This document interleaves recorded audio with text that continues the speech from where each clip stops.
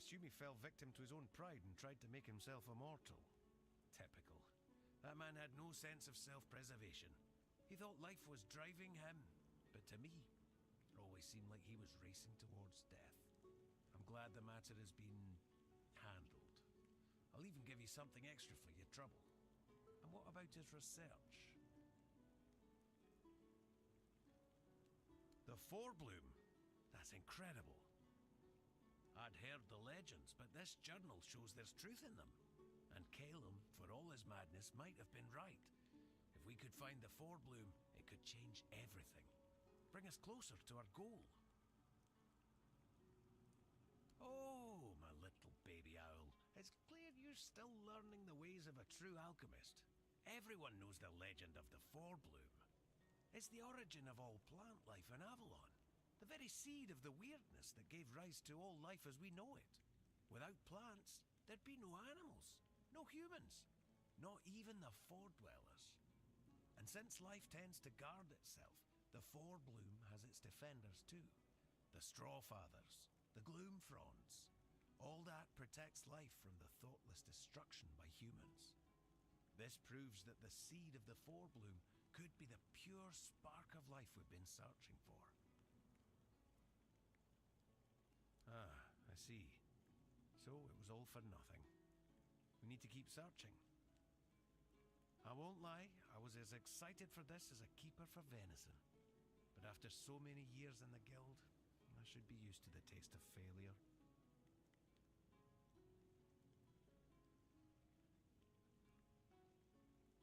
Ah, you're right. May mothers... We. There's nothing more for us to do together. It's time for you to spread your wings and follow your own path. And if that path leads you to find Phaedros, then your career with the guild will keep progressing. Last I heard, he'd taken quite an interest in the statue of the great beasts near Quinacht. And yes, my little owl, you're off to find another mad alchemist. Don't worry about me. May math...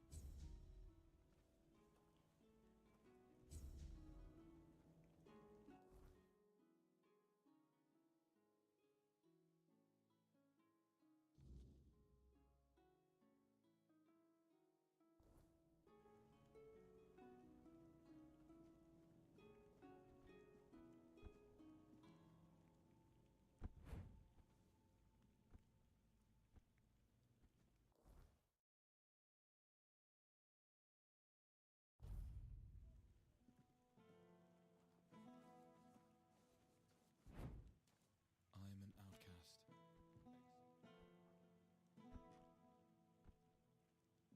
Oh! Oh, great! Oh no! I'm sorry, but I think it's best if you leave now. Here's your reward. I've been saving up for some lace for my wedding dress, but I need to...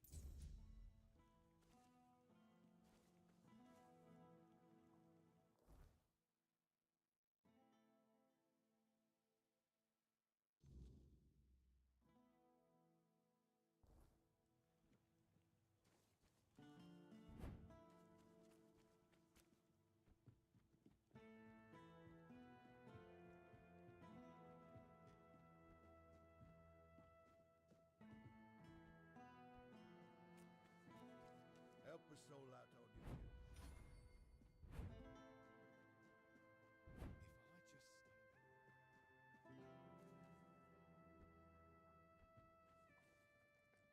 You do? What happened to him?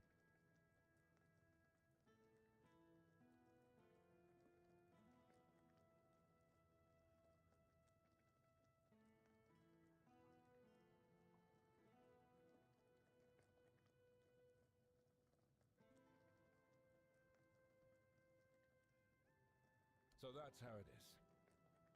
What a damned fate. Still, though, here's your gold. I'll await your return.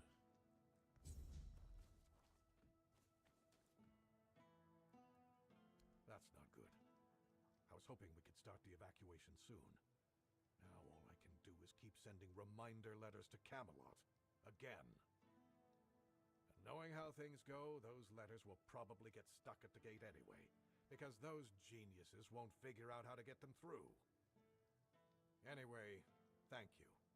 Here's your payment. I'll await your I'll await...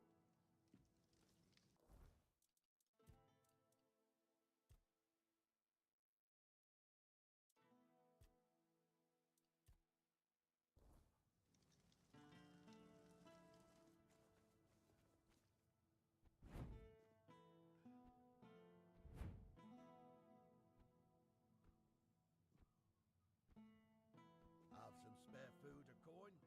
Anything helps.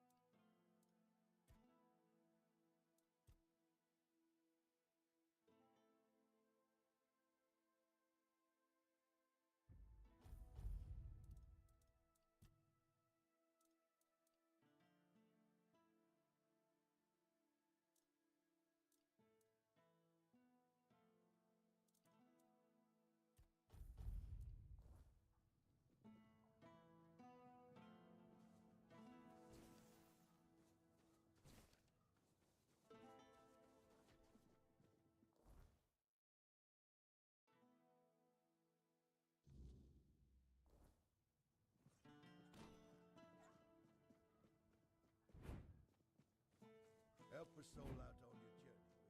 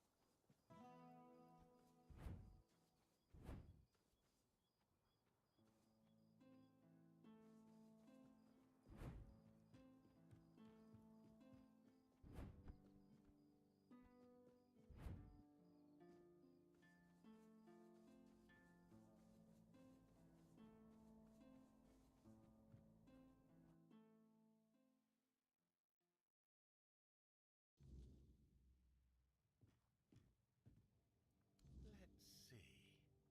Ah, the raspberries. We'll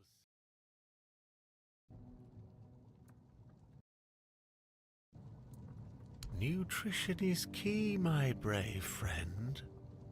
I'll make jam so delicious it'll knock your boots off. You'll thank me later. Wait and see. Now, it's time for us to embark on this shared journey into the self. See you on the other side.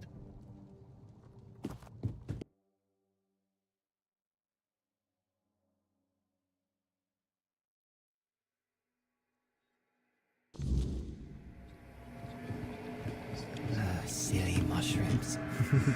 They whisper behind your back again.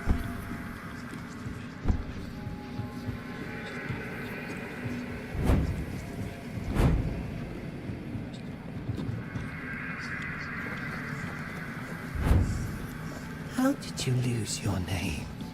Did the fire take it? A drink a day keeps the clarity away.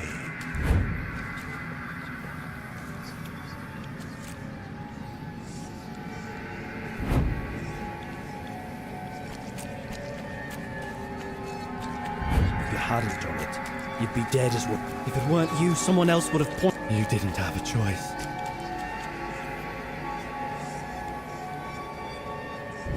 If you hadn't done it, you'd be dead as well. You killed us!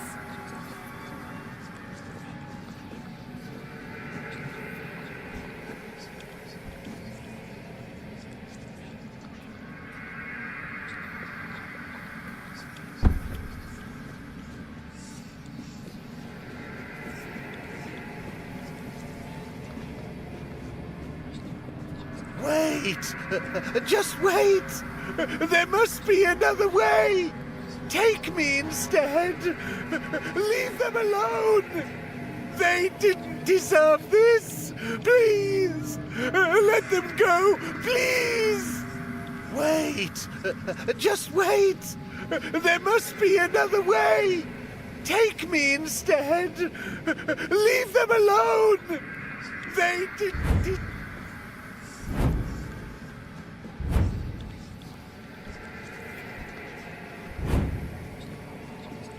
Oh, the king himself! I am unworthy.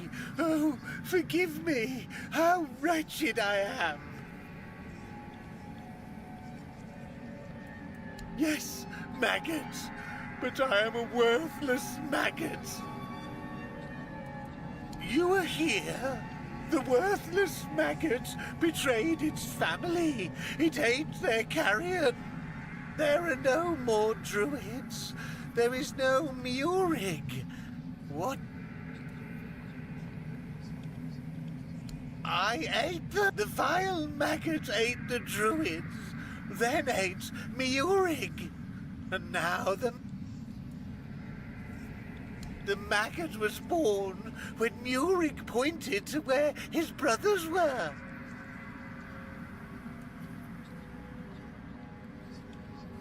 Yes, and thus the maggot was born. The maggot doesn't deserve to live. Would you like to kill the maggot? The maggot doesn't want to live. Murig gave birth to the maggot. The maggot ate Murig. But the maggot doesn't want to live. Kill the maggot!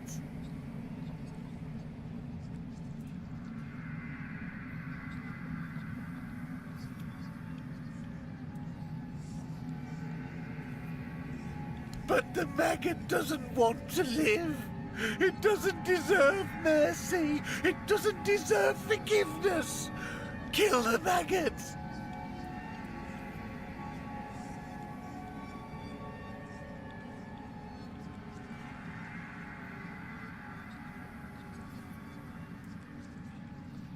The maggot doesn't know if it can.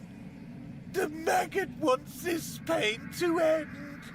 Kill the maggot!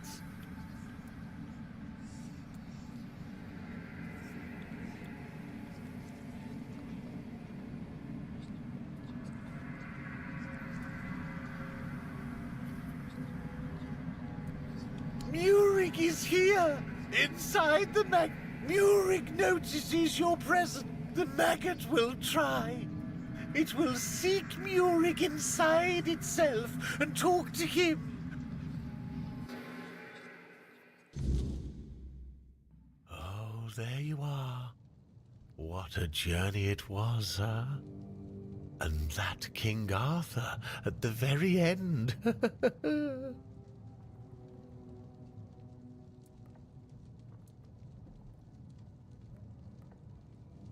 That I did.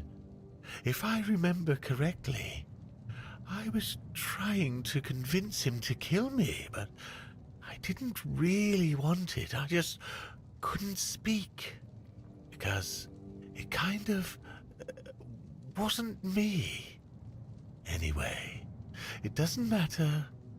Because the wise king was wiser than me. He didn't let me die. He just said,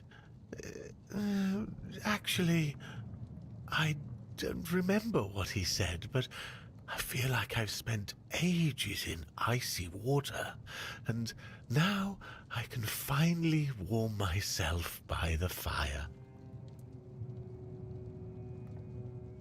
Now, the world is going to change, my world at least. And that's all thanks to you. I am eternally grateful for that.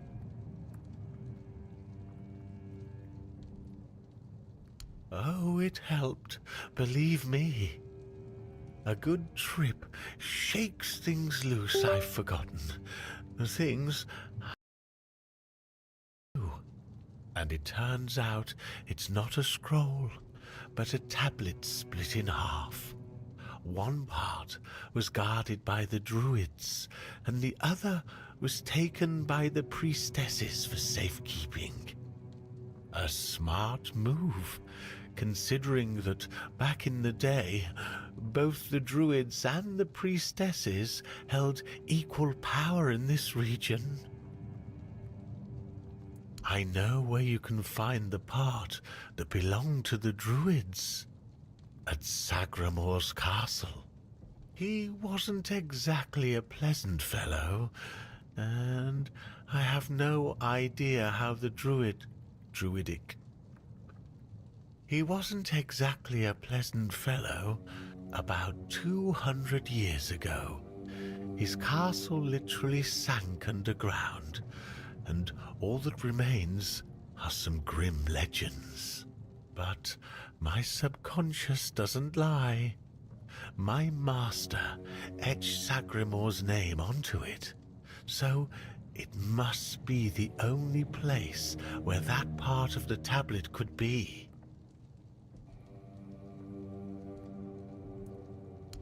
You'd have to ask Nianti about that. She's much more knowledgeable when it comes to all that priestess stuff. Ailey's a good girl, but she's up to her elbows in work, and I doubt she's had time to dig deeper in so.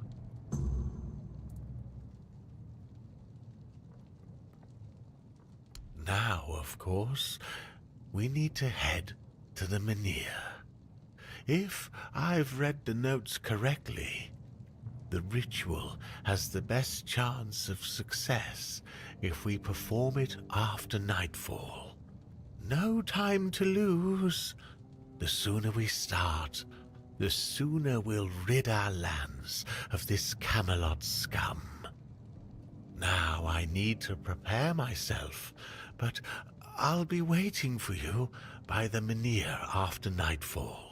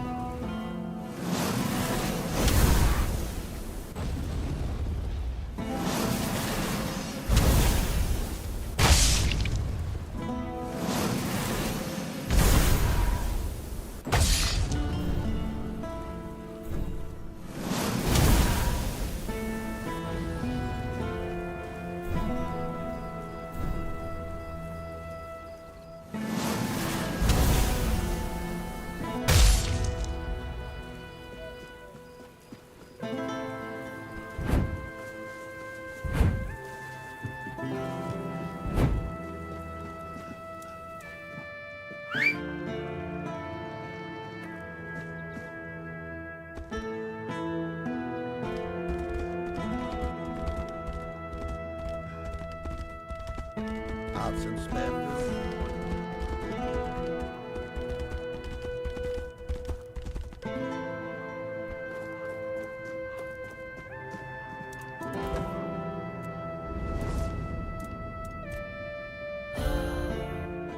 It worked. I can hardly believe it. I mean, I hoped, of course, that the wisdom of my predecessors and our shared effort wouldn't fail, but you know how it is. Something could have gone wrong. Is everything all right? You don't look too well, eh? Hey?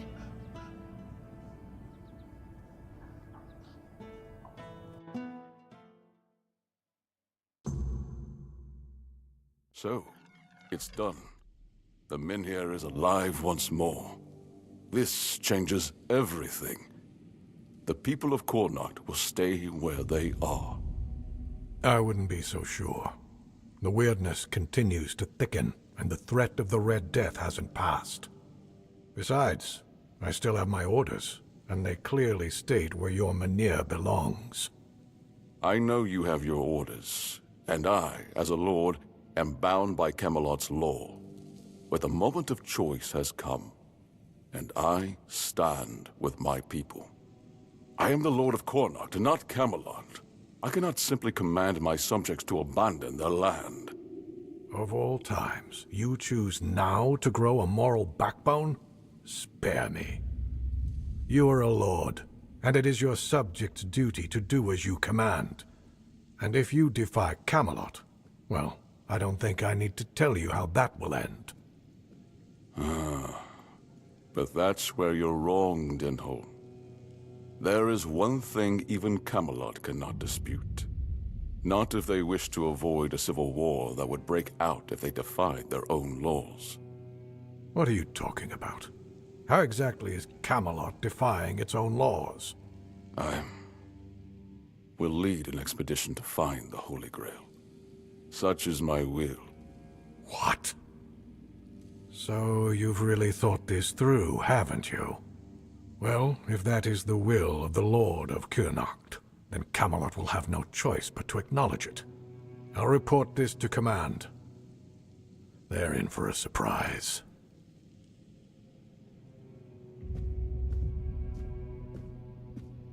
You heard what Denholm said.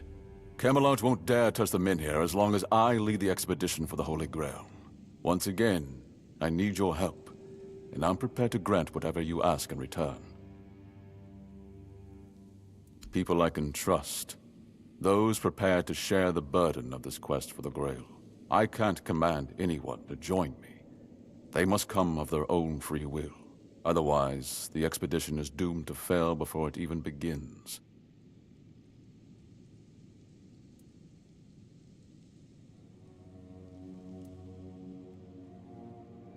I would start by looking among the most trusted and eldest members of our community. Our priestess, Niante, possesses unparalleled talent in healing.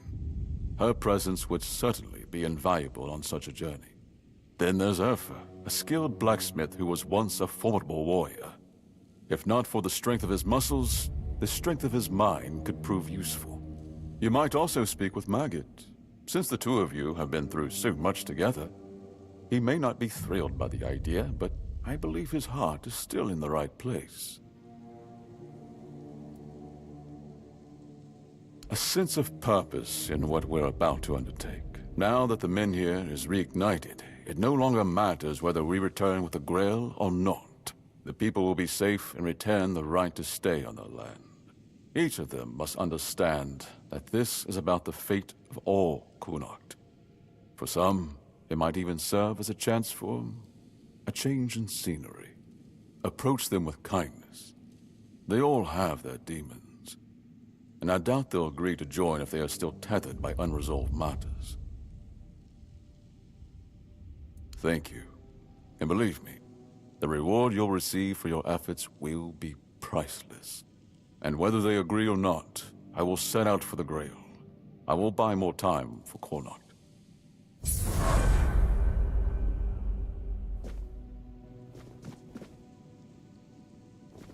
The less attention, the better.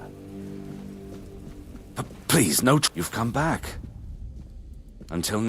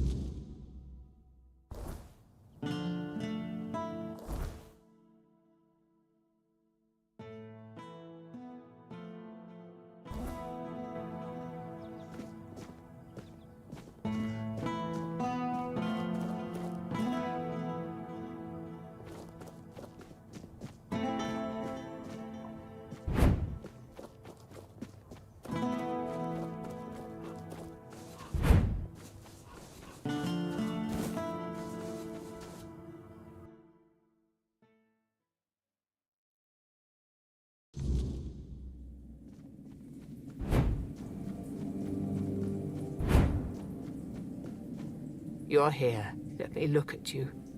You seem to have recovered after whatever happened at the Menhir. The All-Mother herself must be watching over you.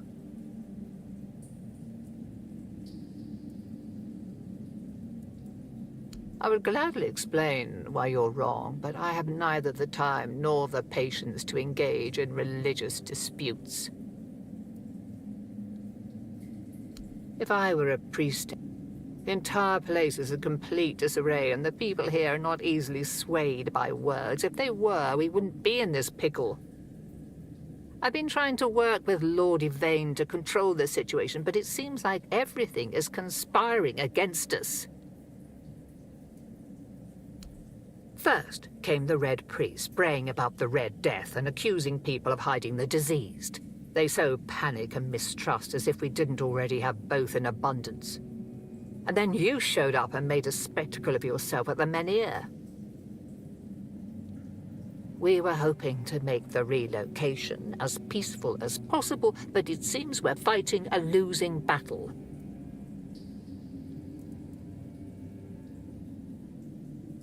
I know. I'm the one who suggested it. It's the only way to get Camelot to hold off moving the Menhir. But I can't answer his call. This doesn't feel like my path. Not yet, at least.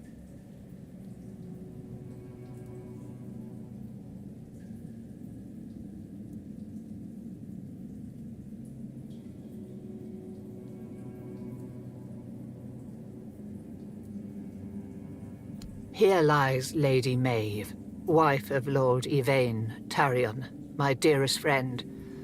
The one I couldn't help. I'm wondering the same.